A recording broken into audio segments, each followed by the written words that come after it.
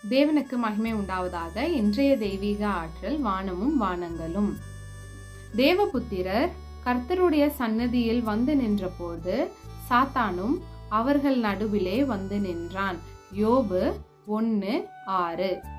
இன்றைய காலகட்டத்தில் நம்ம வசிக்கிற இந்த கிரகத்தை விட்டு வேறு கிரகங்கள் எப்படி இருக்கு அப்படின்றத தெரிஞ்சுக்கணும்னுட்டு நம்மளுடைய விஞ்ஞானிகள் என்ன பண்றாங்கன்னா, சேட்டலைட் அனுப்பி அங்கே எப்படி இருக்கு, தட்ப வெப்பநிலை எப்படி இருக்கு, நீர் இருக்கா அந்த இடத்துல, நிலம் எப்படி இருக்கு, அதோடைய சாயில் மண்ணெல்லாம் எப்படி இருக்கு அப்படின்றத தெரிஞ்சுக்கிறதுக்காக என்ன பண்றாங்கன்னா சேட்டலைட் அனுப்புறாங்க.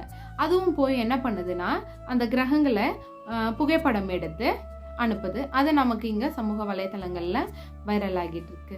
சில நேரத்துல நம்ம இன்னும் கொஞ்சம் அதோட அடுத்தபடியாக போயிட்டு எப்படி ஃபோட்டோஸ் வரும் பார்த்தீங்கன்னா, வேற்று கிரகவாசி வந்து நம்ம உலகத்தில் இருக்காங்க, வந்து இறங்கியிருக்காங்க, அவங்களுடைய ஸ்பேஸ் ஷிப் வந்து சில பாகங்கள் உடைஞ்சிருக்கு, அது இங்கே பார்த்தோம் அங்கே பார்த்தோன்ற சில புகைப்படங்களை வந்து என்ன பண்ணுவாங்கன்னா சோஷியல் மீடியாவில் ஷேர் பண்ணுவாங்க. அதுவும் ரொம்ப வைரலாக போயிட்டுருக்கும். இந்த மாதிரியான புகைப்படங்களும் இருக்கும். நமக்கு ஒரு கேள்வி, இந்த உலகத்தை விட்டு வேறு உலகங்கள் இருக்கிறதா இல்லையா அப்படின்றது தான் அந்த கேள்வி. அதை வந்து நம்ம கொஞ்ச நேரம் தியானிப்போம்.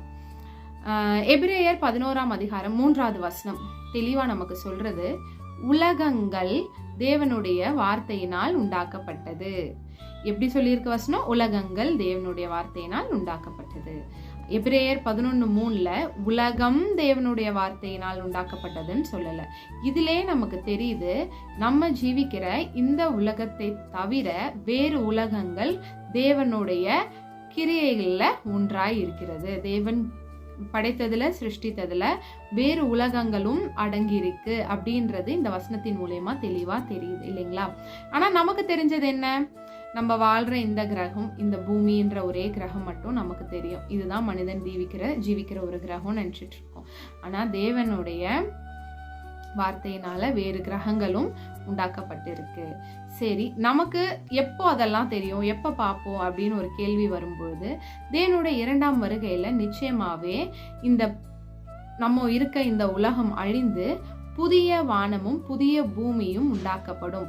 முந்தினவைகள் எல்லாம் ஒழிந்து போயின, எல்லாம் புதிதாயின அப்படின்ட்டு வெளிப்படுத்தல் 21:1 சொல்லியிருக்கு இல்லைங்களா?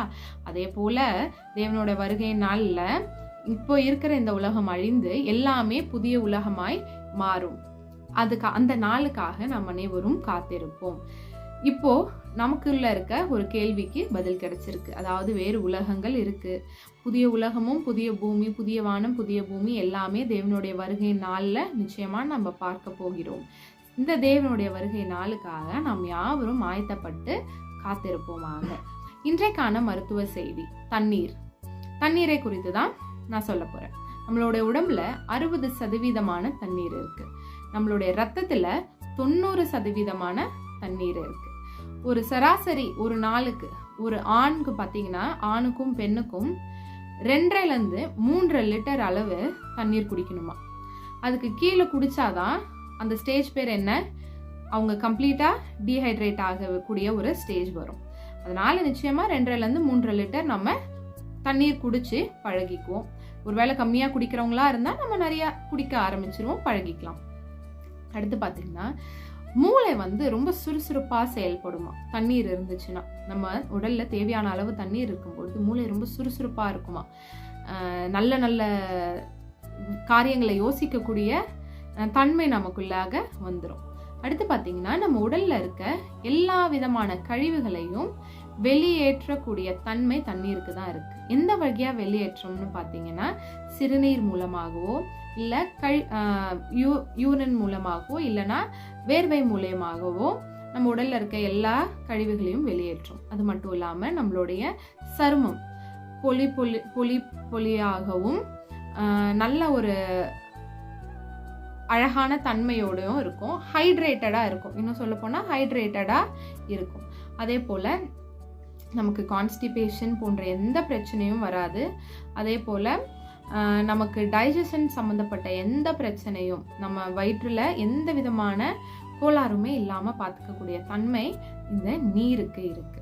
தேவன் இயற்கையாய் கொடுத்த இந்த நீரை குறிப்பிட்ட அளவு நமக்கு எவ்வளோ தேவையோ தேவையான அளவு எடுத்து தேவ மகிமைக்கென்று வாழ்வோம். கர்த்தர் உங்களை ஆசீர்வதிப்பாராக. ஆமென்.